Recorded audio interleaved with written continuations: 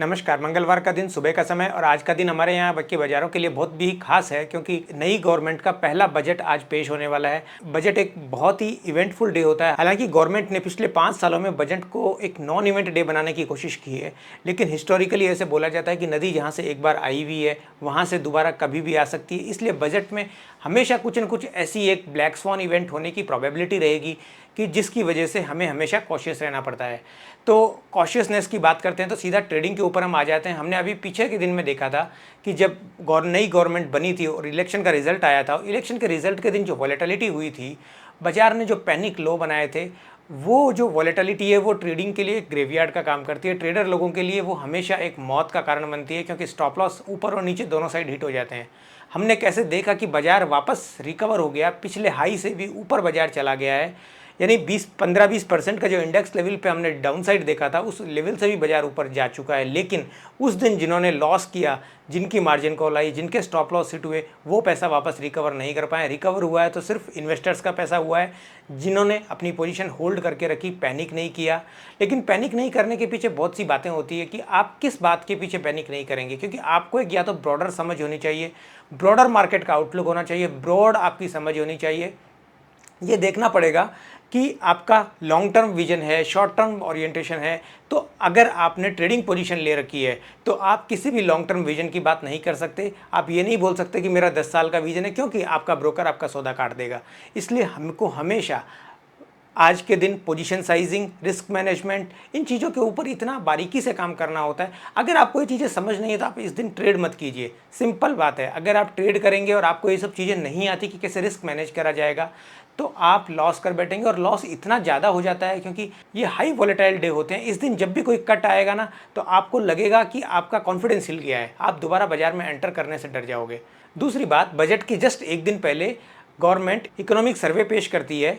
तो economic survey के अंदर कुछ कुछ बातें ऐसी बोली जाती है जिससे हमारे को पूरी गवर्नमेंट का एक ब्रॉडर सेंस मिलता है कि गवर्नमेंट किन सेक्टर्स पे ज़्यादा फोकस कर रही है। मोर ओवर तो ये जर्नली पॉलिटिकल पार्टी के मैनिफेस्टो जैसा होता है कि जैसे चुनाव के पहले जो घोषणा पत्र लेके आती हैं पॉलिटिकल पार्टीज़, उसमें बहुत सी अच्छी अच्छी बातें लिखी होती है, लेकिन फिर भी कुछ बातें अगर हम उस डीपली उस डॉक्यूमेंट को पढ़ते हैं तो हमें ये समझ आता है कि गवर्नमेंट चाहती क्या है, गवर्नमेंट किस दिशा में अपना काम कर रही है, कौन से सेक्टर्स को फोकस कर रही है गवर्नमेंट। अगर हम इस एंगल से इकोनॉमिक सर्वे को पढ़ेंगे तो हमें लगेगा कि इंडियन स्टॉक मार्केट की जो तेजी है, इसका जो पार्टिसिपेशन है, डेरिवेटिव सेगमेंट का पार्टिसिपेशन, गवर्नमेंट उस बात को लेकर के खासा चिंतित है। उन्होंने काफ़ी सारी जगह बोला है अपने उस इकोनॉमिक सर्वे के अंदर। मैंने उस इकोनॉमिक सर्वे को एक सरसरी तौर पर देखा तो मुझे लगा कि गवर्नमेंट 100% कुछ न कुछ एक्शन करने वाली है। जैसे कि उन्होंने बोला कि अगर डेवलपिंग कंट्रीज़ में यूथ अगर इतनी ज़्यादा स्पेकुलेटिव एक्टिविटीज़ में इंडल्ज होगा तो वो लॉन्ग टर्म के लिए उस कंट्री की ग्रोथ ट्रेजेक्टरी के लिए बहुत ही खतरनाक बात है। दूसरा, उन्होंने बोला कि अगर यूथ ज़्यादा स्पेकुलेटिव एक्टिविटीज़ में भाग लेता है, काम करता है, तो जर्नली वो लॉन्ग टर्म में, लंबे आने वाले टाइम में उन यूथ के किसी प्रोडक्टिव काम करने की प्रोबेबिलिटीज़ बहुत कम हो जाती है कि वो कुछ प्रोडक्टिव एसेट बन पाएगा नेशन के लिए, समाज के लिए, सोसाइटी के लिए। तो इसीलिए जर्नली हर गवर्नमेंट डिस्करेज करती है स्पेकुलेटिव एक्टिविटीज़ को, सट्टागिरी को हमेशा मना करती है। लेकिन अगर हम देखेंगे तो हर जगह सट्टा तो चल ही रहा है। तो सट्टे की बात ये हो जाती है क्योंकि जर्नली जब इसका जो साइज़ है, मास साइज़ अगर बन जाता है तो इसका मतलब ये होगा कि हर आदमी उसी चीज़ में इंडल्ज हो गया है, हर आदमी उसी चीज़ में लगा हुआ है। लोग अपने काम धंधे बंद करके स्टॉक मार्केट में लगा रहे हैं, लोग अपनी एफडी तुड़ा के स्टॉक मार्केट में लगा रहे हैं, लोग अपने प्रॉपर्टी बेच के स्टॉक मार्केट में लगा रहे हैं, शेयर मार्केट में लगा रहे हैं, ऑप्शन ट्रेडिंग कर रहे हैं। तो इन सब बातों को अगर हम, इन सब डॉट्स को अगर हम कनेक्ट करेंगे तो हमें लगेगा कि पक्का इस बार बजट में कुछ न कुछ ऐसी बात आने वाली है जो हमारे इस ओवर हीटिंग एनवायरनमेंट को कूल ऑफ करेगी। एक्चुअली मुझे लगता है कि गवर्नमेंट ने ऑप्शन ट्रेडिंग का नाम तो नहीं लिया, लेकिन गवर्नमेंट की जो दुविधा वो ये है कि डेरिवेटिव सेगमेंट की जो ओवर हीटिंग एनवायरनमेंट है, ओवर पार्टिसिपेशन है, वो उसको कम तो करना चाहती है, लेकिन दूसरी साइड में वो अपना जो रेवेन्यू पार्ट है उसको भी कम नहीं करना चाहती। बिकॉज ऑप्शन ट्रेडिंग में जो आज तेजी आई है, इसका फ़ायदा पूरा एक इकोसिस्टम को मिला है। यानी ब्रोकर लोग, एक्सचेंज लोग, गवर्नमेंट, ये सब लोग इस तेज़ी से फ़ायदा उठाया है। नुकसान हुआ है तो किसको हुआ है?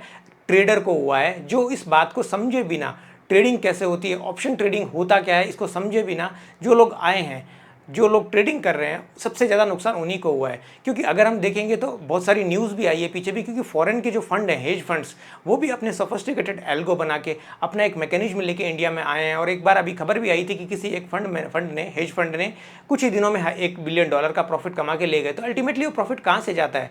वो प्रॉफिट जाता है अनएक्सपीरियंस्ड इम्पेशेंट पर्सनस के हाथ से, की पॉकेट से, उन लोगों के हाथ में जो कैपेबल हैं। स्टॉक मार्केट और डेरिवेटिव मार्केट के लिए बोला भी जाता है कि बेसिकली ये एक मैकेनिज्म, ये एक व्हीकल है कि कैपिटल को ट्रांसफ़र करने का। अब चूंकि ये गवर्नमेंट एक कोएलिशन गवर्नमेंट है, यहाँ एक बहुत ज़्यादा स्ट्रॉन्ग स्टेप ये नहीं ले सकते, तो दिक्कत ये होती है कि गवर्नमेंट को इन जो दो अपने न्यू कोएलिशन की जो पार्टीज़ है, अगर उनको सपोर्ट करना है तो गवर्नमेंट को और पैसा चाहिए। और पैसा कहाँ से आ सकता है? क्योंकि वो लोग मांग रहे हैं, बजट प्रोविज़न मांग रहे हैं। बजट में एक पैसा फिक्स होता है, क्योंकि अगर आपने ज़्यादा पैसा दिया तो आपका करंट अकाउंट डेफिशिएट और जो सरप्लस वाला जो रेशियो है वो बिगड़ जाते हैं। तो इन बातों को ध्यान में रखते हुए गवर्नमेंट के पास में बजट कम, रेवेन्यू कम करने के बहुत सारे सोर्सेज नहीं हैं। और जो कोएलिशन के जो मेंबर्स हैं, 2 स्पेशल मेंबर हैं, बिहार के नीतीश कुमार, उनको तो स्पेशली फिर भी मना कर दिया गवर्नमेंट ने, क्योंकि वहाँ उनकी भी मजबूरी है एनडीए के साथ बने रहना। लेकिन आंध्रा में जो चंद्रबाबू नायडू हैं, उनकी पार्टी को तो, उनके स्टेट को तो गवर्नमेंट को देना ही पड़ेगा, क्योंकि वो पिछले 3 दिन से तो बजट जमा, अपना डेरा ही दिल्ली में जमा के बैठे हैं। वो कहते हैं कि हमें जो कुछ भी देना है बजट के अंदर ही दो, बजट के प्रोविजन में ही दो। इसलिए गवर्नमेंट के पास में 2-3 ऑप्शन है जो गवर्नमेंट इंप्लीमेंट कर सकती है। सबसे पहला है एसटीटी स्ट्रक्चर को चेंज करना, दूसरा है कैपिटल गेन स्ट्रक्चर को चेंज करना, तीसरा एक स्पेसिफिक सेगमेंट के ऊपर टैक्सेशन बढ़ा देना। मुझे लगता है कि डेरिवेटिव मार्केट का जो एक सेक्शन है, ऑप्शन ट्रेडिंग, ऑप्शन मार्केट, उस मार्केट के ऊपर टैक्सेशन बढ़ाना गवर्नमेंट को सबसे सेफ बेट लगेगा। बिकॉज अगर वो कैपिटल गेन स्ट्रक्चर में या एसटीटी के स्ट्रक्चर में कुछ भी चेंज करेंगे तो वहाँ दिक्कत सबसे ज़्यादा ये आ जाएगी कि वहाँ मार्केट का मूड ख़राब हो जाएगा। और गवर्नमेंट की बहुत सारी कंपनियों को, पब्लिक सेक्टर बैंक्स को, बहुत सारे को अपना आखिरकार स्टेक बेचना है। ये अलग बात है कि इस गवर्नमेंट में जो साझा गवर्नमेंट है, इसमें वो कितनी सफल हो पाएंगे या नहीं हो पाएंगे। क्योंकि पिछले हफ्ते हमने देखा था कि कॉनकोर का जो एक डिसइन्वेस्टमेंट का प्रोग्राम था वो गवर्नमेंट ने डेफर कर दिया है। तो मुझे लगता है कि ऑप्शन ट्रेडिंग के ऊपर टैक्स बढ़ाना, कुछ ट्विकिंग करना उसके कॉस्टिंग के स्ट्रक्चर पे, ताकि गवर्नमेंट को रेवेन्यू भी बढ़ता रहे और गवर्नमेंट ये बता भी पाएगी कि हमने कुछ किया है रिटेल ट्रेडर्स के हित में।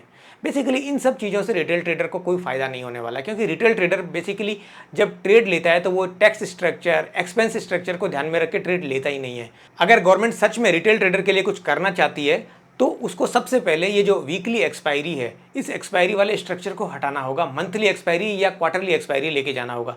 लेकिन ये इतना आसान नहीं है, क्योंकि ब्रोकर्स की लॉबी है, एक्सचेंज की लॉबी है। और हमने पीछे हफ्ते देखा भी था, सेबी से एक इंटरव्यू में किसी ने पूछा था कि आप ऐसा कुछ मेजर लेंगे क्या कि उससे पार्टिसिपेशन कम हो जाए, टर्नओवर कम हो जाए। तो उन्होंने बोला no, absolutely not at all.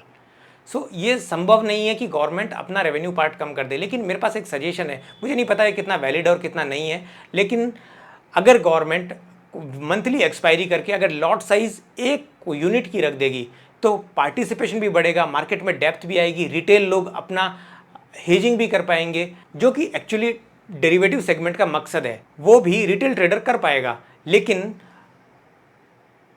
जो स्पेकुलेशन है, वॉलेटिलिटी है, वो खत्म हो जाएगी। बजाय कि सेबी या गवर्नमेंट अगर ये करें लॉट साइज इंक्रीज करने में, और उस टाइप का जो अगर उनका दिमाग चल रहा है, अगर वो करेंगे तो होगा क्या, बेसिकली गवर्नमेंट का रेवेन्यू कम ही होगा। दिखाने को भले वो कुछ भी कर दें, क्योंकि अगर ऐसा होगा तो सबसे पहली बात मार्केट से लिक्विडिटी ड्राई अप हो जाएगी। दूसरा, बाजार के जो छोटे प्लेयर हैं वो डब्बा ट्रेडिंग की तरफ शिफ्ट हो जाएंगे। जो इलीगल मार्केट चलता है, पैरेलल मार्केट चलता है, उससे भी गवर्नमेंट को रेवेन्यू लॉस हो जाएगा। तो मुझे नहीं लगता उस टाइप चीज़ें इंप्लीमेंट होने की कुछ प्रोबेबिलिटी है, क्योंकि अगर ऐसा होगा तो अल्टीमेटली नुकसान गवर्नमेंट का है। हाँ, हो सकता है कि 5 लाख की जगह 7 लाख हो जाए, 8 लाख हो जाए। ये तो एक ग्रेजुअल डेवलपमेंट है, जो पहले भी हमने देखा है। पहले 2-3 लाख की जो लॉट साइज होती थी वो भी आज बढ़ गई हैं, तो वो पॉसिबिलिटी है, लेकिन उससे ज़्यादा पॉसिबिलिटी नहीं है। मुझे लगता है कि अगर एक्चुअली रिटेल ट्रेडर और डेरिवेटिव मार्केट का भला करना है गवर्नमेंट को, और अपना भी भला करना है, तो जो पोजिशन साइजिंग है, जो लॉट साइजिंग है, बेसिकली उस लॉट साइज को 1 टिक कर दो, मंथली और क्वार्टरली एक्सपायरी पर शिफ्ट हो जाओ, फिर देखना मार्केट में कितनी जान आती है, कितना टर्नओवर बढ़ता है। और कैसीनो की तरह डेरिवेटिव सेगमेंट का, ऑप्शन सेगमेंट का इस्तेमाल करते हैं, वो नहीं कर पाएंगे। असल में डेरिवेटिव सेगमेंट का मकसद भी यही होता है कि एक कंट्रोल्ड मैनर में किस तरीके से स्पेकुलेशन और हेजिंग एक्टिविटी को प्रमोट किया जा सकता है। क्योंकि अगर ऐसा नहीं है तो हम देखेंगे कि स्पेकुलेशन तो हर जगह चल रहा है, कौन सी जगह स्पेकुलेशन नहीं है। ये ड्रीम 11 देखो, कैसीनोज देखो, लॉटरी देखो, कितने स्टेट में लॉटरी नहीं चलती है आज। तो इन सब बातों को अगर हम कंबाइंड करेंगे तो मुझे लगता है कि ये सबसे बेस्ट ऑप्शन होगा। लेट्स अज्यूम कि कुछ गड़बड़ नहीं होता है, कुछ कैपिटल गेन के और टैक्सेशन के स्ट्रक्चर में कुछ बड़ा ट्विकिंग नहीं आता है, गवर्नमेंट बजट आराम से चला जाए, हम यही उम्मीद करते हैं। यहीं तक रखते हैं। अगर ये वीडियो अच्छा लगता है तो वीडियो को लाइक कीजिए, चैनल को सब्सक्राइब कीजिए और अपने दोस्तों के साथ शेयर कीजिए। Thank you.